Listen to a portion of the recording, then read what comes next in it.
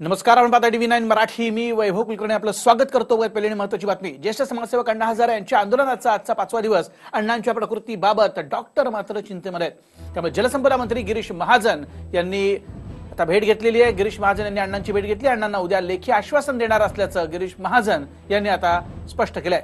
लोकायुक्ताच्या मागणीबाबत कॅबिनेटमध्ये निर्णय झालेला असं देखील महाजन यांनी म्हटलं. अण्णांच्या बहुतांश मागण्या या आम्ही मान्य केलेल्या आहेत असं म्हणतायत गिरीश महाजन. महाजनांची अण्णांना उपोषण मागे घेण्याची विनंती. आताची मोठी बातमी आपण बघतोय. दोन दृश्य आपण बघतोय. विखे पाटलांनी देखील अण्णांची भेट घेतली, त्यांच्याशी चर्चा केली. तेव्हाची दृश्य आपण उजवीकडे बघतोय. तर डावीकडची दृश्य आहेत. तर गिरीश महाजन जेव्हा अण्णांना भेटले, अण्णांना समजवण्याचा प्रयत्न केला, तेव्हाची डावीकडची दृश्य. अण्णांची मनधरणी करण्यासाठी नेत्यांची मांदियाळी सध्या राळेगण सिद्धीत. जलसंपदा मंत्री गिरीश महाजन नेहमीच आपल्याला माहिती आहे सरकारच्या रेस्क्यूसाठी पोहोचतात, मध्यस्थी करतायत आणि असं असताना अण्णांना समजवण्याचा सर्वतोपरी प्रयत्न त्यांनी केलेला आहे. तर विखे पाटलांनी देखील, विरोधी पक्ष नेते देखील पोहोचले आणि त्यांनी अण्णांची भेट घेतली.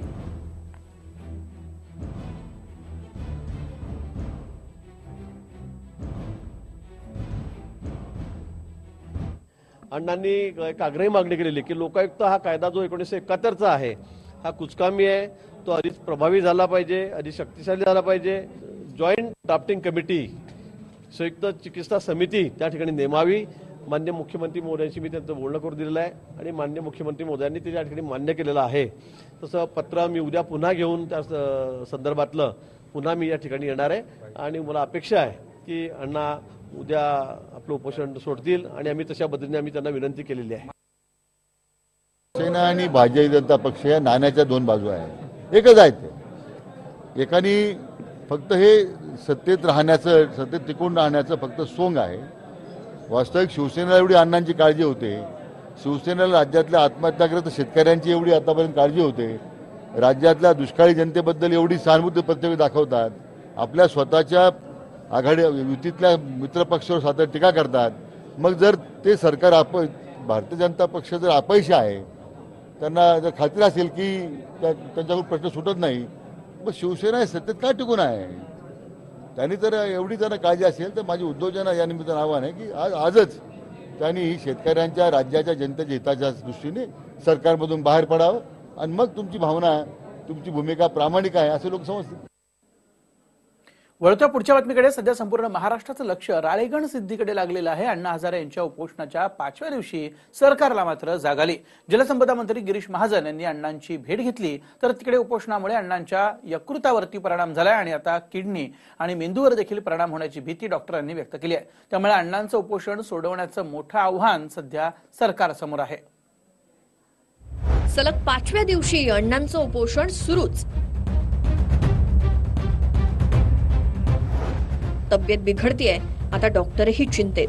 5वा दिवस असल्यामुळे त्यांचं जे वजन आहे ते एक साधारणतः 3.5 किलोपर्यंत कमी झालेलं आहे. त्यांना मेडिकलायझेशन म्हणजे हॉस्पिटलायझेशनची गरज आहे.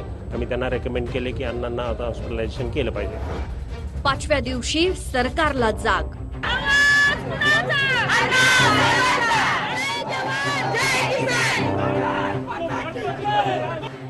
उपोषणामुळे आता अण्णांची तब्येत बिघडली आहे. अण्णांच्या समर्थनार्थ ग्रामस्थांनी पुणे नगर महामार्गावर सुपा इथे रास्ता रोको आंदोलन केलं. तर नेत्यांना आता कुठे लक्ष द्यावं असं वाटतंय. अण्णांनी एक आग्रही मागणी केलेली की लोकायुक्त हा कायदा जो 1971चा आहे हा कुचकामी आहे, तो अधिक प्रभावी झाला पाहिजे, अधिक शक्तिशाली झाला पाहिजे. जॉईंट ड्राफ्टिंग कमिटी, संयुक्त चिकित्सा समिती त्या ठिकाणी नेमावी. माननीय मुख्यमंत्री महोदयांशी मी त्यांचं बोलणं करून दिलेलं आहे आणि माननीय मुख्यमंत्री महोदयांनी ते त्या ठिकाणी मान्य केलेलं आहे. तसं पत्र मी उद्या पुन्हा घेऊन त्या संदर्भातलं पुन्हा मी या ठिकाणी येणार आहे आणि मला अपेक्षा आहे की अण्णा उद्या आपलं उपोषण सोडतील आणि आम्ही तशा पद्धतीने आम्ही त्यांना विनंती केलेली आहे.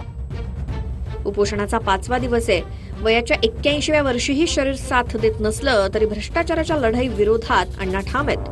पण आता प्रकृती बिघडत चालल्यानं डॉक्टरांचीही चिंता वाढली आहे. अण्णांचं आज 5वा दिवस असल्यामुळे त्यांचं जे वजन आहे ते एक साधारणतः 3.5 किलोपर्यंत कमी झालेलं आहे. त्यांच्या शरीरातली जी रक्ताची म्हणजे कार्बोहायड्रेटची जी मात्रा आहे, म्हणजे जे शुगर जी आहे ती थोडीशी कमी होत चालली आहे. युरिनमध्ये त्यांच्या 2+ कीटोन सापडलेले आहेत आपल्याला, म्हणजे त्याच्याने शुगर लेवल बऱ्यापैकी कमी झाली आहे. त्यांचा ब्लड प्रेशर जो आहे तो 140/90 आहे आणि ते अतिउच्च रक्तदाबाच्या गोळ्या त्यांना ट्रीटमेंट चालू आहे आणि त्यांना आता अशक्तपणा पण खूप जाणवत आहे याला. सरकार आणि विरोधकांचं आतापर्यंत अण्णांच्या उपोषणाकडे दुर्लक्षच झालंय, पण 5व्या दिवशी शिवसेनेला जाग आली.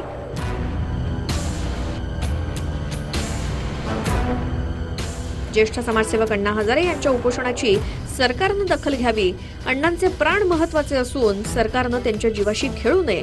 पंतप्रधानांनी अण्णांच्या आमरण उपोषणाला शुभेच्छा देणारं पत्र पाठवावं हे संतापजनक आणि तितकंच हास्यास्पद आहे. लोकपाल हा कायदा झाला आणि लोकपाल कायदा झाल्यानंतर त्याची अंमलबजावणी करायची. 5 वर्ष घालवलं ना, चुका झाल्या ना. दिल्लीच्या आंदोलनामध्ये चार्टर हेलिकॉप्टर विमानाने आले, माझं उपोषण सोडलं, मला आश्वासन दिलं आणि त्या आश्वासनातलं एकही आश्वासन पाळलं नाही. 5 दिवसांपासून सरकारनं अण्णांच्या उपोषणाची दखल न घेतल्यानं ग्रामस्थ सलग दुसऱ्या दिवशी संतापलेत. पुणे नगर महामार्गावर सुपा इथे रास्ता रोको आंदोलन केलं आणि सरकारचा निषेध केला.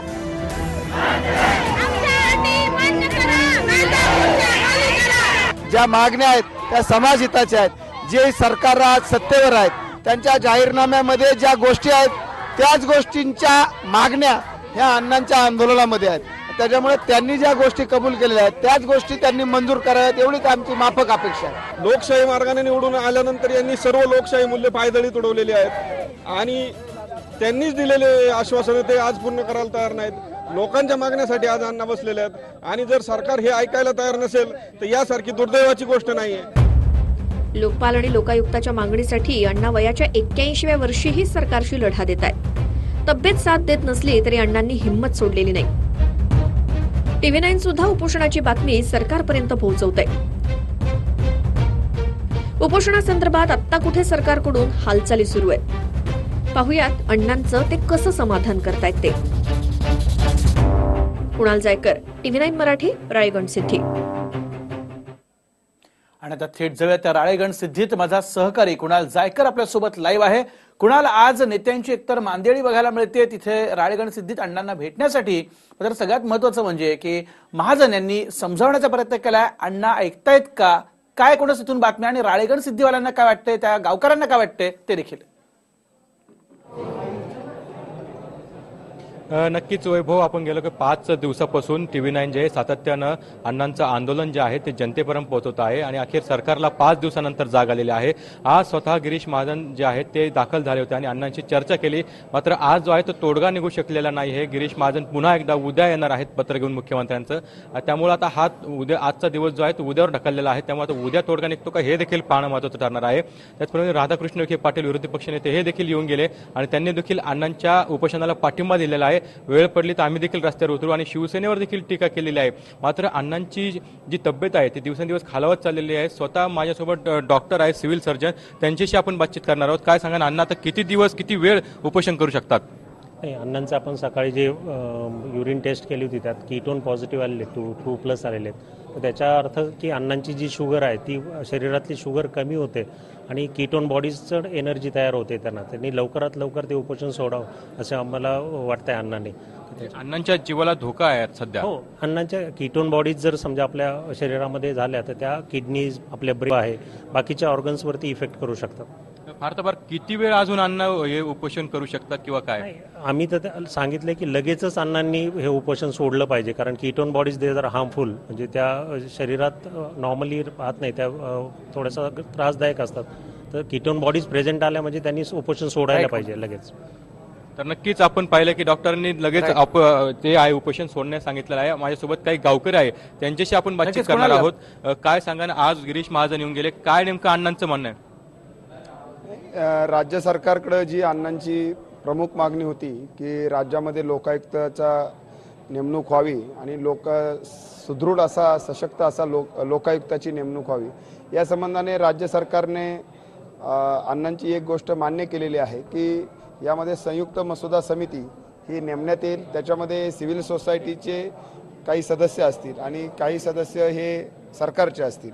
त्या माध्यमातून एक संयुक्त मसुदा समिती नेमण्याचं सरकारने मान्य केलेलं आहे. नक्कीच आपण पाहिलं की गावकऱ्यांची भूमिका देखील आपण बघितली की आता ह्या आंदोलन जे आहे ते आता उद्यावर ढकललेलं आहे. त्यामुळे आता उद्या काय निर्णय होतो ते देखील महत्त्वाचं आहे. उद्या काय निर्णय होतो याकडे सगळ्यांचं लक्ष लागलेलं आहे. कोणाला धन्यवाद आणि या सगळ्या गावकऱ्यांना आणि डॉक्टरांना देखील धन्यवाद सांग.